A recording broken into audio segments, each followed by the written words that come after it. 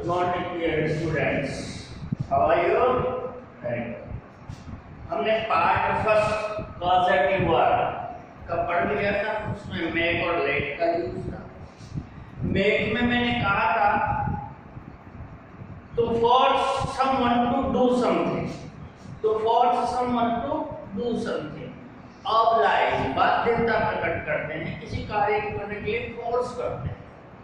Late में मैंने कहा था आपसे कि परमिट करते हैं, अलाउ करते हैं किसी कार्य को करने के लिए।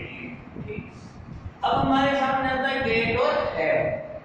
तो गेट और हैव के लिए ask someone to do something, किसी से कुछ करने के लिए कहना।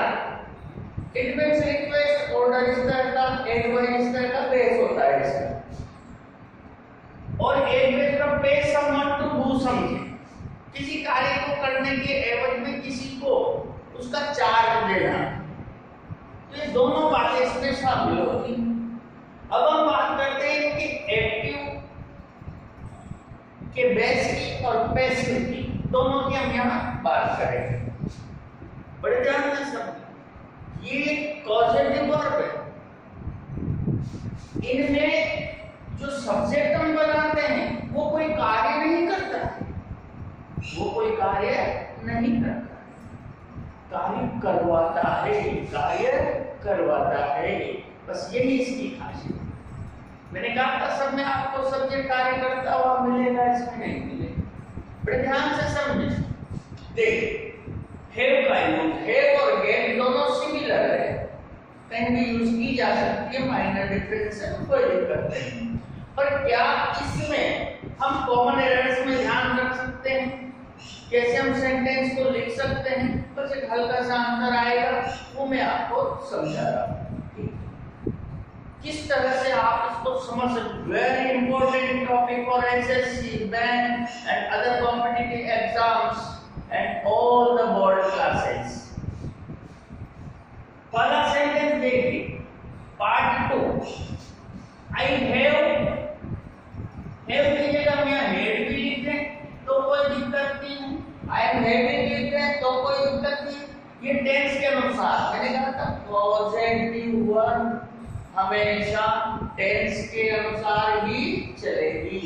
ठीक, अब यहाँ I have the students, students आपका ऑब्जेक्ट है, लेकिन इस काम को करने वाला डूअर कौन है? ये भी स्टूडेंट्स है। अब इसमें ये खास बात ध्यान रखना, एक्टिव का रूप इसमें आता है। I have the students solve the exercise again and again. Exercise students ने की, लेकिन मैंने उन्हें ऑर्डर दिया कि बार-बार करो, ये बार-बार इस एक्सरसाइज को सॉल्व करो, तो मेरा ऑर्डर था वहां। तो हैव की जगह है, अगर पास्ट में चले जाते हैं तो I have the students, do यही। अब यहाँ पे सॉल्व केवल वर्ब की फर्स्ट फॉर्म, वेर इंफिनिटिव का यूज होगा। यहाँ देखिए, समझ में आ गया बात? तो हैव हैड कुछ भी लगा सकते हैं, positive. I had the students solve the exercise again and again. मैंने विद्यार्थियों से बार-बार एक्सरसाइज सॉल्व की या सॉल्व में करवाता हूँ। हैव है तो टेंस के अकॉर्डिंग करवाता हूँ, हैड है तो करवाई। ठीक, दूसरा देख, I want the boys to decorate my room. मैंने कुछ लड़कों से कहा कि तुम्हें मैं यार कुछ पैसे दूंगा और तुम कमरे को सजा दो। पे समवन टू डू समथिंग, या मैंने रिक्वेस्ट की हो या मैंने एडवाइस दी हो, पैसिव। लेकिन यहाँ पर ये माइनर डिफरेंस है एक्टिव वॉइस। कॉमन एरर्स में एसएससी वगैरह में पूछा जाता है, एयरफोर्स में, एसएससी में, बैंक। यहाँ ये माइनर डिफरेंस है। हैव के हेड के साथ हैव के साथ यहाँ पर मेन वर्ब की केवल फर्स्ट फॉर्म आएगी, लेकिन कब? जब कार्य करने वाला प्रदर्शित किया जाएगा, जब कार्य करने वाला प्रदर्शित किया जाएगा, यानी ऑब्जेक्ट के रूप में कार्य संपादक भी मौजूद हो।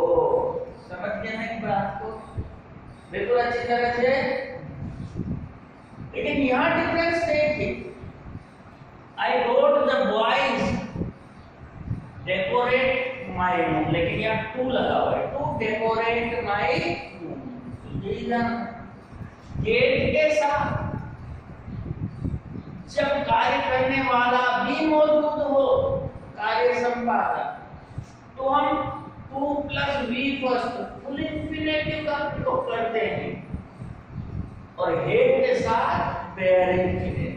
यही मेन डिफरेंस है, और यही कॉमन एरर्स में पूछा जाता है। समझ के बात को क्लॉज में पूछा जाता है, तो बड़े ध्यान से समझिए। अब ये डिफरेंस था तो मैंने समझाया। अब इनका मान लीजिए पैसिव बनाने के लिए हमें कहेंगे पैसिव, तो पैसिव किस तरह से बनाएं? पैसिव में दोनों एक जैसे ही बनेंगे, इस तरह से बनेंगे। अब यहाँ पर I have the students, I have the student, तो मैंने मान लीजिए लिख दिया आई हैव, इस साइड से जो नहीं है इस साइड से बनाना, आई हैव द स्टूडेंट्स। अब यहाँ ये विशेष ध्यान रखना, 99% इनमें कार्य संपादक को लिखने की आवश्यकता नहीं होती पैसिव में, ठीक? तो कार्य संपादक बनेगी, तो ये तो हट गया। अब यहाँ पर जो दूसरा ऑब्जेक्ट होता है, एक और ऑब्जेक्ट है, क्या सोलो करवाया? The exercise. तो डायरेक्ट ऑब्जेक्ट जिसे कहते हैं, वो यहाँ गेट या हैव के तुरंत बाद बैठेगा। समझिए, I had the exercise, I had exercise. अब जो भी चाहे 2 प्लस वी फर्स्ट हो या केवल वी फर्स्ट हो, इनके पैसिव में हमेशा वी थर्ड का प्रयोग होगा, उसके आगे कोई विवर्त नहीं लगेगी। विशेष ध्यान सुनना, वर्ब की थर्ड फॉर्म का यूज होगा। ये कॉमन एरर्स में बहुत पूछते हैं और बहुत मिस्टेक कर देते हैं। आई हैड द एक्सरसाइज, अब यहाँ पर solved, I had the exercise solved, again and I had the exercise, I had solved the exercise का तो सिंपल सेंटेंस बन जाएगा। वैसे बैठ के बात कर और बातें दोनों सिंपल बना दोगे, मान लो फिर सब्जेक्ट कार्य करना है। यही तो कह रहे हैं, जो हमारा जो कारण बनता है, प्रेरणा देता है, उसको सब्जेक्ट बनाते हैं, न कि कार्य करने वाले। इनमें पॉजिटिव की खासियत। I had the exercise solved again and again. Clear हो गई? I had solved the exercise, इनको तो क्या निकलेगा? मैंने एक्सरसाइज सॉल्व की, तो मतलब नहीं। फिर भी यदि कोई उसमें बाय लिखना चाहता है तो बाय द स्टूडेंट्स लास्ट में लिखा जा सकता है, पर लिखने की आवश्यकता नहीं होती, फिर भी लिखा जा सकता है। I wrote the boys to decorate my room, ठीक। अब यहाँ भी वही तरीका, आई रोट ऐसे ही रहेगा। द बॉयज, यहाँ भी कार्य करने वाले मौजूद हैं, कार्य करने वाले मौजूद हैं, तो पैसिव में इनको यहीं नहीं रखते। वैसे तो हटा ही देते हैं, पर लिखना चाहो तो बाय से लिख सकते हो। आई गोट, क्या था इसमें?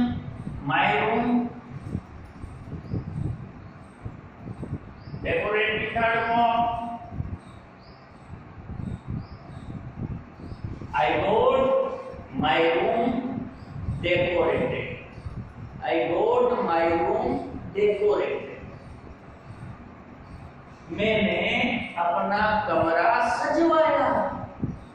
यही तो कहा से राइटिंग स्किल में देखिए, जब आप कहीं कोई ऐसे राइटिंग कर रहे हैं, आर्टिकल लिख रहे हैं, वहां पर ऐसा अपने सेंटेंस डाला है, तो वाह क्या खूबसूरती ला दिया, ग्रामर का क्या सुंदर यूज किया। सब लिखेंगे, जैसे मान लीजिए दिवाली पे लिख रहे हैं, सब लिखेंगे we decorated our house with colourful lights, लेकिन आपने ये लिख दिया we got our house decorated with colourful lights. तो सामने वाला ऐसा उसको देखेगा कि वाह क्या शानदार यूज किया। बस वो एक लाइन आपको आर्टिकल में, आपको स्पीच में, आपको ऐसे राइटिंग में, पैराग्राफ राइटिंग में 100%, क्योंकि गाने की एक लाइन गाने को सुपर हिट करवा देगी। जैसे था ना ऑल इज वेल, तो वही सुपर हिट हो गया। तो ऐसे ही आपके राइटिंग सेक्शन, रीडिंग सेक्शन में लिखा हुआ है पैसेज में, तो कार्य करने वाला कौन है ये पहचानने में मदद होगी इस कॉन्सेप्ट की। हेल्प लोगे तो आप ask someone to do something और pay someone to do something। किसी कार्य को करने के एवज में कुछ चुकाना, पैसा देना या बात देना है, मैं रिक्वेस्ट एडवाइस ऑर्डर सब आ जाए। तो अभी ये सिस्टम भी चलाए कि भाई रिक्वेस्ट ऑर्डर, एडवाइस वगैरह, इंसिस्ट वगैरह, ये सब भी पॉजिटिव में शामिल कर लिया था ना। पॉजिटिव में जो मेन है ये 3 है। हेल्प भी आती है, हेल्प भी आती है, पर उसमें भी जो हमारा सब्जेक्ट होता है वो कुछ ऐड करता है, हेल्प करता है। तो इस तरह का वैसे पर कोई प्योर पॉजिटिव की श्रेणी में हम नहीं मान सकते। हम जो तीन कोई प्योर पॉजिटिव की 4 लेट है, गेट है, इनको ही पॉजिटिव की श्रेणी में मानेंगे। अब मैंने लास्ट में मिक्स्ड एक्सरसाइज भी दी है इसमें, उस एक्सरसाइज को भी आप सॉल्व करें और कमेंट सेक्शन में आप कमेंट करें। एक्सरसाइज को सॉल्व करने के लिए कहीं दिक्कत हो, जो प्रीवियस वीडियोज है मेरे वो सर्च करें। Grammar with Gautam sir channel का नाम है, थोड़ा सा चेंज हुआ है, ग्रामर विद गौतम सर, और पुराने वीडियोस को देखें, उस एक्सरसाइज को सॉल्व करें। कोई डाउट हो तो कमेंट सेक्शन में जरूर डालें। तो ये क्लियर हो गया। इसमें बस ये माइनर डिफरेंस, अगर कार्य करने वाला भी मौजूद है तो है वाले में केवल बी फर्स्ट होगा, लेकिन गेट यहाँ पर देखें, गेट वाले में 2 प्लस बी फर्स्ट का यूज होगा, और दोनों के पेसिव में सिमिलरिटी है। वर्ब की थर्ड फॉर्म कार्य संपादक लिखने की आवश्यकता नहीं है, बस तो लिखना चाहे तो बाई से लिखा जा सकता है। आज का बड़ा ही शानदार टॉपिक, लाइक करें, शेयर करें, और नए हो तो सब्सक्राइब करें। अगला टॉपिक भी बड़ा ही शानदार आपके लिए लेकर आने वाला हूँ। कॉम्पिटिटिव एग्जाम के लेवल पर एडवांस इंग्लिश का पार्ट ये आपके चल रहा है, ये पार्ट 2 है। थैंक्स।